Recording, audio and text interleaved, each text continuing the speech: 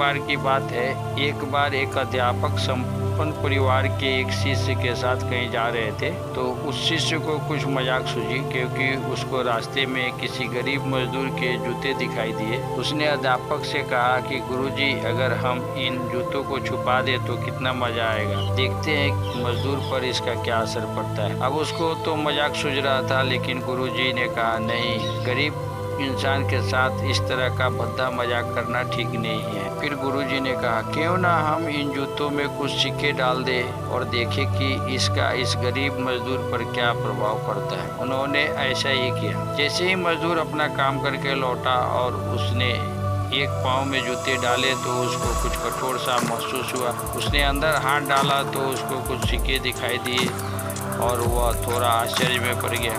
आसपास किसी को देखा तो कोई भी नहीं दिखाई दिया। वापस उसने दूसरा पैर अपने जूते में डाला और वापस उसको उसमें कुछ सिक्के दिखाई दिए।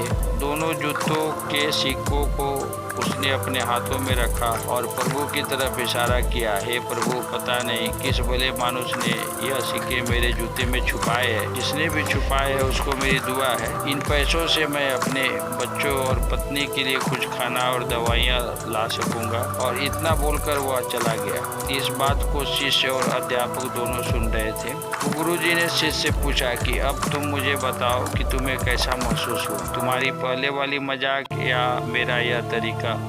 तो उसने कहा कि गुरुजी, मैं आपसे क्षमा चाहता हूँ। अब मुझे समझ में आ गया कि सच्ची खुशी किस चीज़ में है। जब हम किसी का मजाक उड़ाते हैं तो हमें कुछ पल का आनंद मिलता है, लेकिन इससे हमें बद्दुआ मिलती है। लेकिन अगर हम किसी की मुश्किल परिस्थिति में मदद करते हैं और जिसकी भी हम मदद करते हैं उसको भी नहीं पता कि हमने उसकी मदद की, लेकिन अंदर ही अंदर हमें पता है कि हमने उस इंसान की मदद की।